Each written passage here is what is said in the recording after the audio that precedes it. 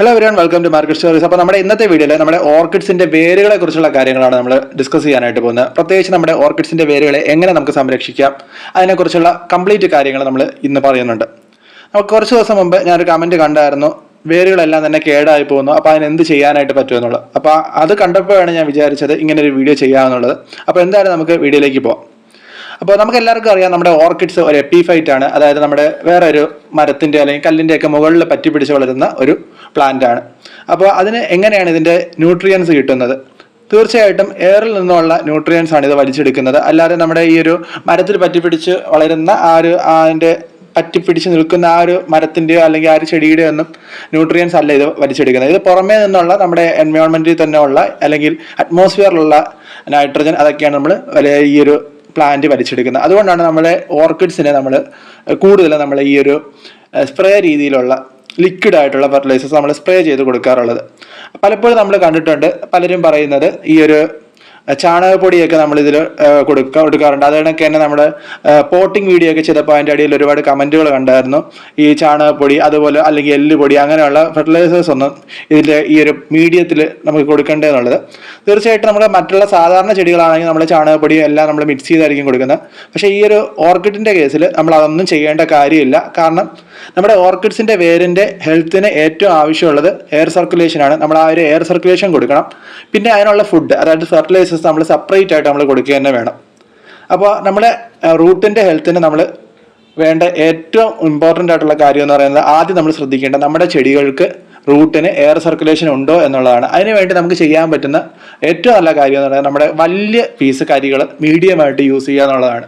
ഇപ്പം നമ്മൾ അത് കണക്ക് തന്നെ ഹോളുള്ള ചട്ടികൾ, ഇപ്പം നമുക്ക് ഹോളുള്ള ചട്ടികൾ കിട്ടിയില്ലെങ്കിൽ പോലും നമ്മൾ വലിയ പീസ് കരികൾ യൂസ് ചെയ്താൽ നമുക്ക് ഒരു പരിധി വരെ നമുക്ക് ആ ഒരു എയർ സർക്കുലേഷൻ, ഒരു പരിധി എന്നല്ല, നല്ല രീതിയിൽ തന്നെ നമുക്ക് എയർ സർക്കുലേഷൻ കൊണ്ടുവരാനായിട്ട് പറ്റും.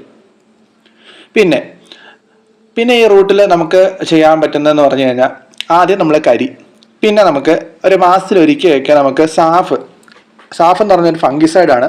നമ്മുടെ ഈ ഒരു ഓർക്കിഡ് ചെടിയിൽ ചീച്ചിൽ വരുന്നത് ഈ ഒരു ഫംഗസിന്റെ ഇതുകൊണ്ടാണ്, ഫംഗസ് ബാധ കൊണ്ടാണ് നമ്മുടെ പ്ലാന്റ്സ് ചീഞ്ഞു പോകുന്നത്. അപ്പോൾ അതുകൊണ്ട് നമുക്ക് മാസത്തിൽ ഒരിക്കൽ ഫംഗിസൈഡ് നമുക്ക് ഈ ഒരു വേരിലും എല്ലാം നമ്മുടെ ഓർക്കിഡിന്റെ എല്ലാ പ്ലാന്റിന്റെ എല്ലാ പാർട്സിലും നമുക്ക് ഫംഗിസൈഡ് കൊടുക്കുന്നത് നല്ലതാണ്.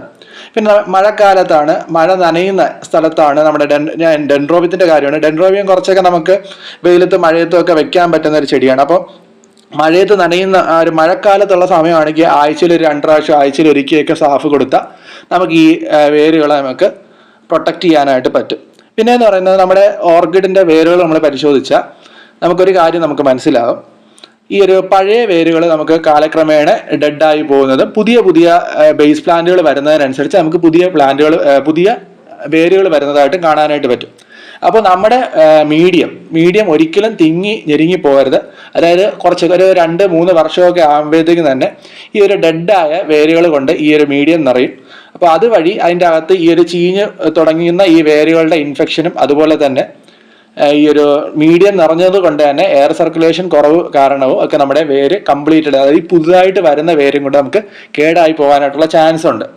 അപ്പോൾ ഇതെങ്ങനെ നമുക്ക് തിരിച്ചറിയാമെന്ന് പറഞ്ഞു കഴിഞ്ഞാൽ, നമുക്ക് പലപ്പോഴും ഓവറായിട്ട് ക്രൗഡ് ആയിട്ടുള്ള മീഡിയം അല്ലെങ്കിൽ പോട്ട് കണ്ടാൽ തന്നെ നമുക്ക് മനസ്സിലാവും. പിന്നെ നമ്മൾ മനസ്സിലാവാതെ ഇത് വരുന്നതെന്ന് പറഞ്ഞു കഴിഞ്ഞാൽ, നമ്മളിതിൽ എന്തെങ്കിലും കൊക്കോപീറ്റോ അല്ലെങ്കിൽ കോക്കനട്ട് ഫൈബർ അങ്ങനെ എന്തെങ്കിലുമൊക്കെ തൊണ്ട് അങ്ങനെയൊക്കെ നമ്മൾ വെച്ചിട്ടുണ്ടെങ്കിൽ, ഈ തൊണ്ടൊക്കെ നമുക്കൊരു 3 മാസമൊക്കെ ആകുമ്പോൾ തന്നെ വെള്ളം കുടിച്ച് അത് ചീഞ്ഞു തുടങ്ങും.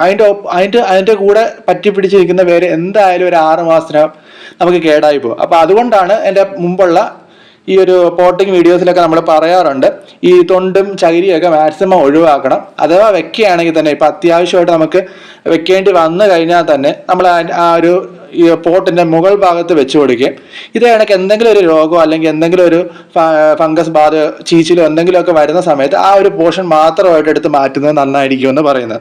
അപ്പോൾ അത് നമുക്ക് പെട്ടെന്ന് ചെയ്യാൻ പറ്റുന്നൊരു ടിപ്പാണ്.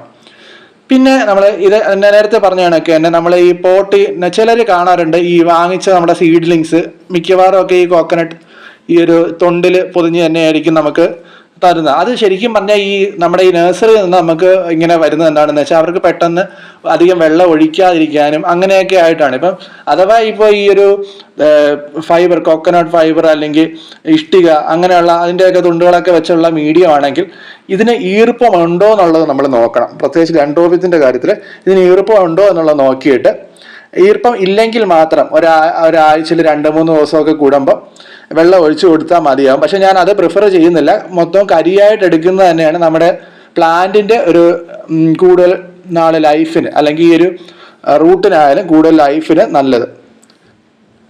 പിന്നെന്ന് പറഞ്ഞു കഴിഞ്ഞാൽ ഞാൻ വീഡിയോയുടെ തുടക്കത്തിൽ പറഞ്ഞായിരുന്നു, നമ്മുടെ ചെടിക്കുള്ള വളങ്ങൾ അല്ലെങ്കിൽ ഫുഡ് നമ്മൾ ലിക്വിഡ് രൂപത്തിൽ ഫെർട്ടിലൈസേഴ്സ് നമ്മൾ സ്പ്രേ ചെയ്ത് കൊടുക്കുകയാണ് ചെയ്യുന്നത്.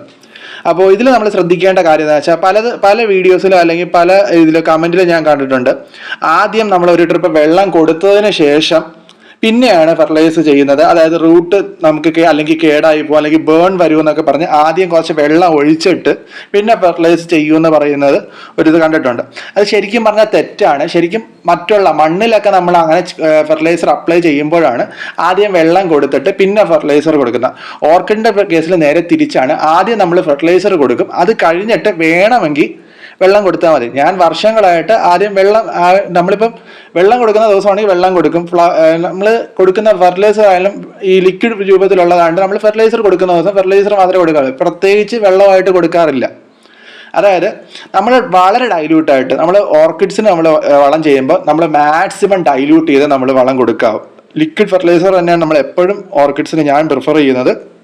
അത് കൊടുക്കുമ്പോൾ തന്നെ നമ്മൾ മാക്സിമം അത് ഡൈല്യൂട്ട് ചെയ്ത് തന്നെ കൊടുക്കണം. അല്ലാതെ അതിൽ കുറച്ചും കൂടെ കൂടുതൽ പൂ കിട്ടും അങ്ങനെയൊന്നും വിചാരിച്ച് കൂടുതൽ ചേർക്കുക അങ്ങനെയൊന്നും ചെയ്ത് മാക്സിമം ഡൈല്യൂട്ട് ചെയ്ത്, ഇപ്പം കുറച്ച് ദിവസങ്ങളുടെ എണ്ണം കൂട്ടി നമ്മൾ കൊടുക്കുന്നത് കുഴപ്പമില്ല, മാക്സിമം ഡൈല്യൂട്ട് ചെയ്ത് കൊടുക്കണം.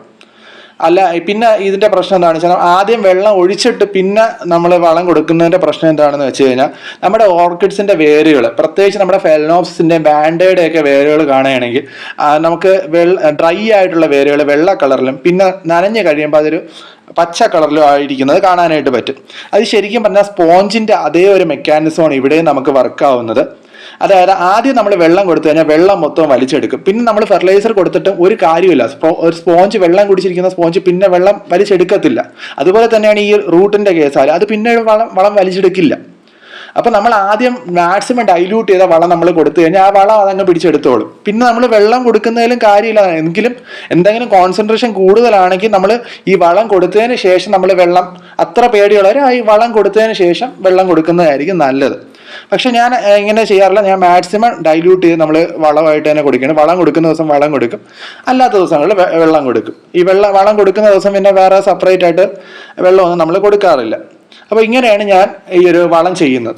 അപ്പോൾ ഇത്രയും കാര്യങ്ങളാണ് നമ്മൾ ശ്രദ്ധിക്കേണ്ടത് മാക്സിമം. പിന്നെ ഒരു കാര്യമുള്ളത്, ഒരു 3 വർഷമൊക്കെ കൂടുമ്പോൾ നമ്മൾ നേരത്തെ പറഞ്ഞ കണക്ക് ഒന്ന് റീപോർട്ട് ചെയ്ത് ഡെഡ് ആയിട്ടുള്ള റൂട്ടുകളെ കംപ്ലീറ്റ് എടുത്ത് മാറ്റുക, എന്നിട്ട് ഒന്നും കൂടെ റീപോർട്ട് ചെയ്ത് വെക്കുക. ഇത്രയാണ് നമ്മുടെ റൂട്ടിന്, ഏതൊരു ഓർക്കിഡ് ആയാലും നമ്മൾ റൂട്ടിന് വേണ്ടി നമ്മൾ ശ്രദ്ധിക്കേണ്ട കാര്യങ്ങൾ ഇത്രയാണ്. അപ്പോൾ ഇന്നത്തെ വീഡിയോയിൽ എന്തെങ്കിലുമൊക്കെ ഉപകാരപ്പെട്ടു കാണുമെന്ന് വിചാരിക്കുന്നു. ഉപകാരപ്പെട്ടെങ്കിൽ ലൈക്ക് ചെയ്യാനും ഷെയർ ചെയ്യാനും സബ്സ്ക്രൈബ് ചെയ്യാനും മറക്കണ്ട. അപ്പോൾ മറ്റൊരു നല്ലൊരു വീഡിയോ ആയിട്ട് നമുക്ക് ഉടനെ തന്നെ കാണാം. Thank you for watching.